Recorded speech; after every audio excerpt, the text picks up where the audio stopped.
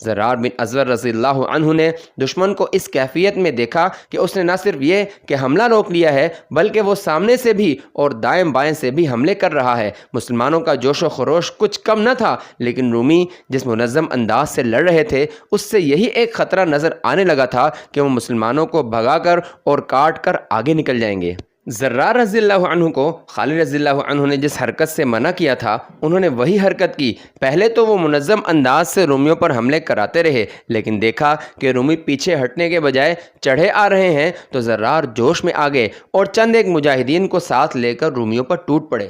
انہوں نے اپنی مخصوص جرت اور شجاعت کا مظاہرہ کیا اور جو رومی ان کے سامنے آیا وہ کٹ گرا اور اس طرح وہ اندھا دھند بہت آگے نکل گئے۔ یہ ہے برہنہ جنگجو، کسی رومی نے نعرہ لگایا۔ یہ کوئی سالار ہو سکتا تھا۔ اس نے للکار کر کہا، گھیرے میں لے لو اسے اور اسے زندہ پکڑو۔ زرار نیم برہنہ ہو کر لڑنے اور دشمن کو ہر میدان میں حیران کن نقصان پہنچانے میں اتنے مشہور ہو گئے تھے کہ انطاکیہ تک ان کی شجاعت کے چرچے پہنچ گئے تھے۔ رومیوں نے اس نیم برہنہ جنگجو کو پہچان لیا۔ زرار کے دائیں بازو میں ایک تیر لگ چکا تھا۔ مورخوں نے لکھا ہے کہ زرار کے جسم پر 2 زخم اور بھی تھے۔ بہرحال ان کے بازو میں تیر اترنے پر سب متفق ہیں۔ زرار نے تیر کھینچ کر بازو سے نکال پھینکا۔ تیر نکالنا بڑا ہی اذیت ناک ہوتا ہے، وہاں سے گوشت باہر نکل آتا ہے، لیکن زرار بن ازور عاشق رسول صلی اللہ علیہ وسلم تھے۔ وہ تو جیسے اپنے جسم اور جان سے دستبردار ہو گئے تھے۔ یہ تیر اور تلواریں تو جیسے ان کا کچھ بگاڑ ہی نہیں سکتی تھیں۔ رومیوں کا تیر کھا کر انہوں نے تیر یوں نکال پھینکا جیسے ایک کانٹا نکال پھینکا ہو۔ ان کا دایاں ہاتھ تلوار کو مضبوطی سے تھامے رہا اور رومی کٹتے اور گرتے رہے۔ رومی انہیں زندہ پکڑنے کا تہیہ کر چکے تھے۔ انہوں نے زرار کے آدمیوں کو جو ان کے ساتھ آگے نکل گئے تھے بکھیر کر الگ الگ کر دیا اور زرار کو گھیرے میں لے لیا۔ اس موقع پر انہیں 1 یا 2 زخم آئے۔ آخر کئی رومیوں نے مل کر انہیں پکڑ لیا اور انہیں باندھ دیا۔ رومی بلند آواز سے چلانے لگے، مسلمانوں، تمہارا سالار ہمارا قیدی ہو گیا ہے، ہم نے تمہارے ننگے سالار کو پکڑ لیا ہے، ہم شہنشاہ ہرقل کو تحفہ دیں گے۔ رومیوں کی للکار بلند ہوتی جا رہی تھی۔ وہ ٹھیک کہتے تھے، شہنشاہ ہرقل کے لیے زرار سے بڑھ کر اور کوئی تحفہ اچھا نہیں ہو سکتا تھا۔ رومی انہیں باندھ کر پیچھے لے گئے۔ ان کے زخموں سے خون بڑی تیزی سے بہا جا رہا تھا، جس سے یہ خطرہ پیدا ہو گیا تھا کہ وہ ہرقل تک زندہ نہیں پہنچ سکیں گے۔ رومیوں نے ان کی مرہم پٹی کر دی۔ اس دور کی جنگوں میں فوجیں یوں بھی شکست کھا جاتی تھیں کہ سپہ سالار مارا گیا، پرچم گر پڑا اور پوری کی پوری فوج بھاگ اٹھی، لیکن مسلمانوں کا معاملہ اس کے برعکس تھا۔ زرار جیسا سالار پکڑا گیا تو دشمن کی للکار سن کر کہ اس نے ان کے سالار کو پکڑ لیا ہے، مسلمانوں نے حملوں کی شدت میں اضافہ کر دیا۔ وہ لپکتے ہوئے شعلے اور کڑکتی ہوئی بجلیاں بن گئے۔ رافع بن عمیرہ زرار کے نائب سالار تھے۔ انہوں نے گرج کر اعلان کیا کہ اب کمان ان کے ہاتھ میں ہے۔ انہوں نے سامنے سے رومیوں پر حملے کرائے، خود بھی حملوں کی قیادت کی اور دشمن کی صفوں کو توڑ کر آگے جانے کی کوشش کی، لیکن رومیوں کی صفیں مل کر بڑی مضبوط دیوار بن گئی تھی۔ رافع زرار کو رہا کرانے کی کوششوں میں مصروف تھے، لیکن ان کی کوششیں کامیاب نہیں ہو رہی تھیں۔ مسلمان اپنے سالار کو دشمن سے چھڑانے کے لیے جان کی بازی لگائے ہوئے تھے۔ دوپہر سے ذرا بعد کا وقت تھا۔ خالد رضی اللہ عنہ دمشق کے ارد گرد گھوم پھر کر جائزہ لے رہے تھے کہ دیوار کہیں سے توڑی جا سکتی ہے یا نہیں۔ 2 سالار ان کے ساتھ تھے۔ خدا کی قسم، دمشق ہمارا ہے، خالد رضی اللہ عنہ نے کہا۔ رومیوں کو کمک نہیں مل سکتی، زرار اور رافع ان کی کمک کو بھگا چکے ہوں گے۔ خالد چپ ہو گئے۔ ایک گھڑ سوار ان کی طرف تیز آ رہا تھا۔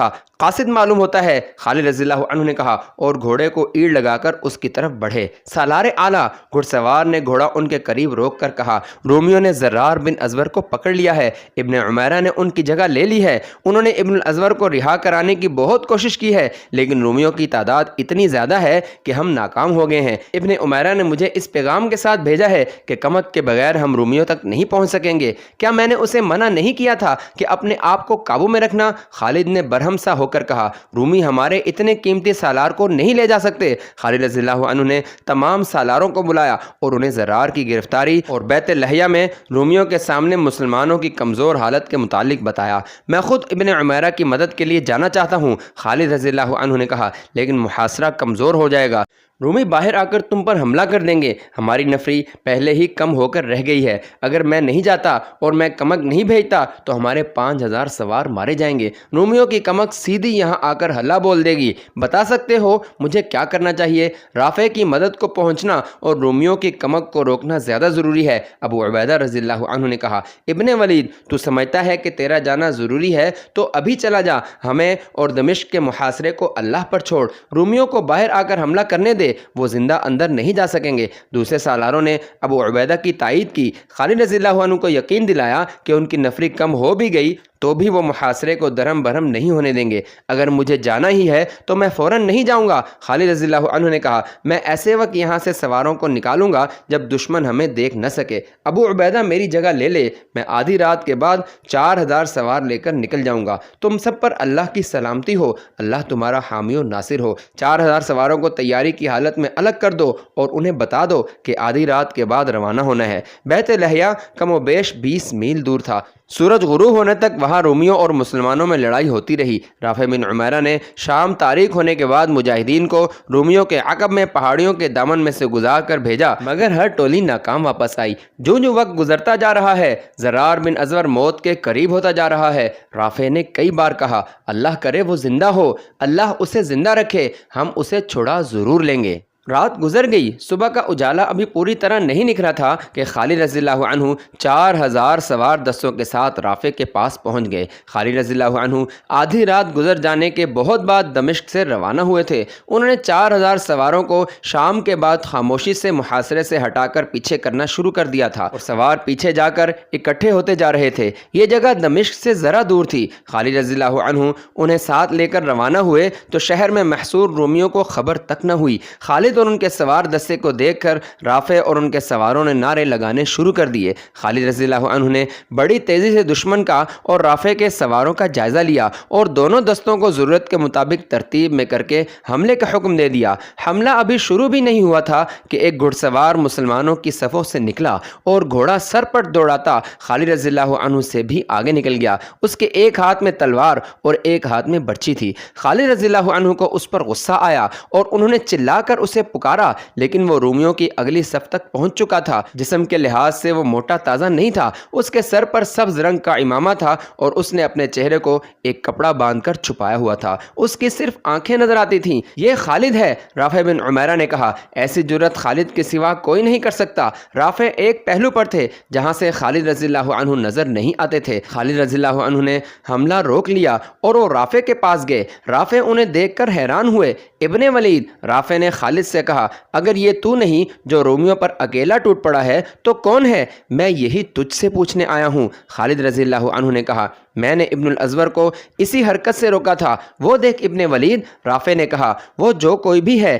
ذرا دیکھ، وہ جو کوئی بھی تھا مسلمانوں کو بھی اور رومیوں کو بھی حیران کر رہا تھا۔ جو رومی اس کے سامنے آتا تھا وہ اس کی برچھی یا تلوار کا شکار ہو جاتا تھا۔ یہ سوار رکتا نہیں تھا۔ ایک ہاتھ میں تلوار اور دوسرے ہاتھ میں برچھی ہونے کے باوجود اس نے گھوڑے کو اپنے قابو میں رکھا ہوا تھا۔ ایک رومی کو گرا کر وہ دور چلا جاتا، کوئی اس کے تعاقب میں جاتا تو یہ سوار یکلخت گھوڑے کو روک کر یا گھما کر اپنے تعاقب میں آنے والے کو ختم کر دیتا۔ خالد رضی اللہ عنہ بھی مورخوں کے مطابق دم بخود ہو گئے تھے۔ ایک بار رومیوں کو گرا کر اس نے گھوڑا دور سے موڑا تو خالد رضی اللہ عنہ کے قریب سے گزرا۔ خالد رضی اللہ عنہ نے چلا کر اسے رکنے کو کہا لیکن سوار نہیں رکا۔ دیکھنے والوں کو صرف اس کی آنکھیں نظر آئیں۔ ان کی آنکھوں میں کچھ اور ہی چمک تھی۔ اس کی تلوار اور اس کی برچھی کی انی خون سے سرخ ہو گئی تھی۔ وہ ایک بار پھر رومیوں کی طرف جا رہا تھا۔ ابن ولید، رافع نے غضبناک آواز میں کہا، تو حملے کا حکم کیوں نہیں دیتا؟ خدا کی قسم،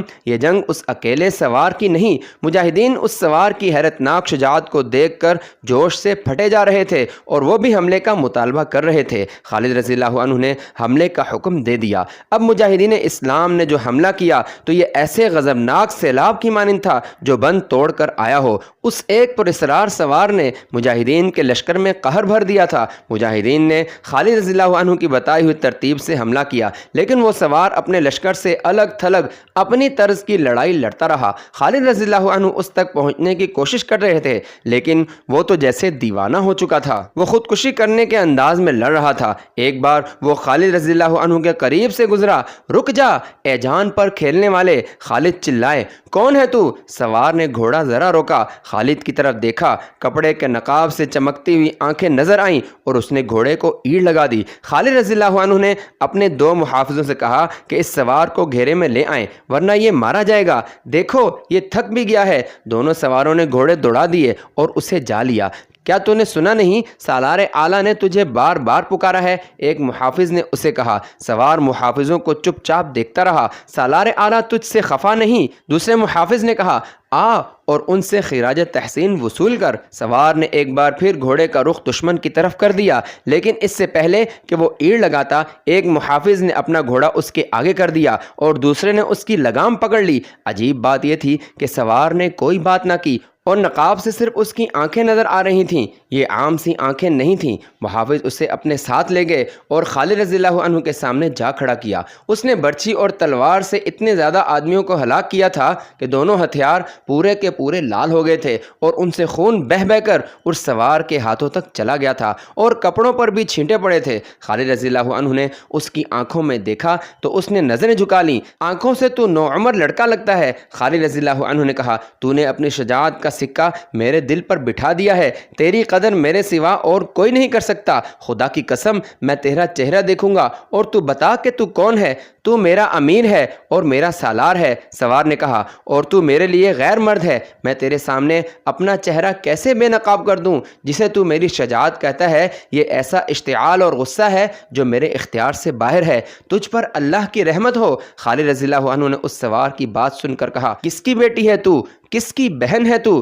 میں ازور کی بیٹی خولا ہوں، اس نے جواب دیا۔ زرار بن ازور کی بہن؟ خالد رضی اللہ عنہ نے کہا، خدا کی قسم۔ خولا بنت ازور نے کہا، میں اپنے بھائی کو رومیوں کی قید سے چھڑا کر دم لوں گی۔ خوش نصیب ہے ازور جس کے گھر میں زرار جیسے بیٹے اور خولا جیسی بیٹی نے جنم لیا ہے۔ خالد رضی اللہ عنہ نے کہا، یہ لڑائی صرف تیری نہیں بنت ازور، ہمارے ساتھ رہ اور دیکھ ہم تیرے بھائی کو کس طرح رہا کراتے ہیں۔ اس دور میں عورتیں بھی اپنے خامندوں بھائیوں کے ساتھ میدان جنگ جایا کرتی تھیں۔ خولا اپنے بھائی زرار کے ساتھ آئی تھیں۔ انہیں پتہ چلا کہ رومیوں نے ان کے بھائی کو قید کر لیا ہے تو انہوں نے اسے ذاتی جنگ سمجھ لیا۔ سپہ سالار خالد رضی اللہ عنہ کی بھی پرواہ نہ کی اور رومیوں پر ٹوٹ پڑی۔ عورتیں اور بچے دمشق کے مضافات میں تھے۔ خولا وہاں سے خالد کے 4000 مجاہدین کے پیچھے پیچھے چل پڑی تھیں۔ جو ہی رومی اور مسلمان آمنے سامنے آئے، خولا نے گھوڑے کو ایڑ لگا دی اور رومیوں پر ٹوٹ پڑی۔ خولا نے ایسی مثال قائم کر دی جس نے مجاہدین اسلام کو نیا حوصلہ اور نیا ولولہ دیا۔ اب مسلمانوں کی نفری بھی زیادہ ہو گئی تھی اور قیادت خالد رضی اللہ عنہ کی تھی۔ خالد رضی اللہ عنہ کے ساتھ جو 4000 سوار گئے تھے وہ تازہ دم تھے۔ اس کے علاوہ پورا لشکر زرار کے قیدی ہو جانے پر آگ بگولا بھی تھا۔ رومیوں کے لیے اس حملے کو برداشت کرنا ناممکن ہو گیا۔ انہوں نے جم کر لڑنے کی کوشش کی، لیکن خالد رضی اللہ عنہ کی چالوں اور ان کے لشکر کے غیظ و غضب کے سامنے رومی ٹھہر نہ سکے۔ رومیوں کی فوج چونکہ ایک منظم اور تربیت یافتہ فوج تھی، اس لیے اس کی پسپائی بھی منظم تھی۔ اسے پسپا کرنے میں خالد کو بہت زور لگانا پڑا۔ رومیوں کی پسپائی سے یہ مقصد تو پورا ہو گیا کہ دمشق کے دفاعی دستے کمک اور رسد سے محروم رہے۔ رومیوں کا یہ کمال تھا کہ وہ جو رسد ساتھ لائے تھے وہ اپنے ساتھ ہی لے جا رہے تھے۔ اب دوسرا مقصد سامنے تھا اور وہ تھا زرار کی رہائی۔ اس مقصد کے لیے خالد رضی اللہ عنہ نے رومیوں کا تعاقب جاری رکھا۔ رومی اور تیزی سے پسپا ہونے لگے۔ خالد رضی اللہ عنہ نے ہر داؤ کھیلا مگر رومیوں نے کوئی داؤ کامیاب نہ ہونے دیا۔ خالد رضی اللہ عنہ نے تعاقب کی رفتار کم نہ کی۔ ان کی کوشش یہ تھی کہ رومی کہیں نہ رکنے پائیں۔ خالد خود پیچھے رہ گئے۔ یہ بہن کا ایثار تھا جو اللہ نے قبول کیا، اور یہ زرار کا عشق رسول صلی اللہ علیہ وسلم تھا جو اللہ کو اچھا لگا۔ زرار کی سرفروشی کو اللہ نے نظر انداز نہ کیا۔ پتہ چلا کہ زرار رومیوں کی قید میں زندہ ہے۔ یہ خبر دینے والے 2 عربی تھے جو اس علاقے میں آ کر آباد ہوئے تھے۔ خالد رضی اللہ عنہ کے 2-4 سوار ایک چھوٹی سی بستی کے قریب سے سے گزرتے گزرتے رک گئے، وہ پانی پینا چاہتے تھے۔ بستی کے لوگ اس خیال سے خوفزدہ ہو گئے کہ یہ فاتح فوج کے آدمی ہیں، اس لیے یہ لوٹ مار کریں گے اور جوان لڑکیوں پر ہاتھ ڈالیں گے۔ آبادی میں ہڑبونگ سی مچ گئی۔ وہ آدمی مسلمان سواروں کے پاس آئے، ہم بھی عربی باشندے ہیں، انہوں نے سواروں سے کہا، ہم مسلمان تو نہیں، پھر بھی عرب کی مٹی کا واسطہ دے کر کہتے ہیں کہ ہماری خاطر اس بستی پر ہاتھ نہ اٹھائیں۔ تم نہ کہتے تو بھی ہم اس بستی کی طرف دیکھنا گوارا نہ کرتے۔ ایک مسلمان سوار نے کہا، ان لوگوں سے کہو کہ ہم سے نہ ڈریں، ہم تم سب کے محافظ ہیں، ہم پانی پی کر چلے جائیں گے۔ دونوں عربوں نے بستی کے لوگوں سے کہا کہ وہ ڈرے نہیں اور اپنے گھروں میں رہیں۔ ان عربوں نے سواروں کو اور ان کے گھوڑوں کو پانی پلایا اور اس دوران وہ سواروں کے ساتھ باتیں بھی کرتے رہے۔ باتوں باتوں میں ان عربوں نے سواروں کو بتایا کہ ایک گھوڑے پر رومیوں نے ایک آدمی کو باندھ رکھا تھا، اس کا سر ننگا تھا اور اس کی قمیض بھی نہیں تھی اور اس کی ایک بازو پر پٹیاں بندھی ہوئی تھیں، اسے انہوں نے یہاں پانی پلانے کے لیے روکا تھا۔ ایک عرب نے بتایا، وہ تمہارا ساتھی معلوم ہوتا تھا۔ مسلمان سواروں کو شک نہ رہا، یہ زرار رضی اللہ عنہ تھے۔ سواروں نے ان عربوں سے مزید معلومات لیں۔ زرار کے ساتھ تقریباً 100 رومی تھے۔ وہ رومی لشکر کی پسپائی سے بہت پہلے وہاں سے گزرے تھے اور وہ حمص کی طرف جا رہے تھے۔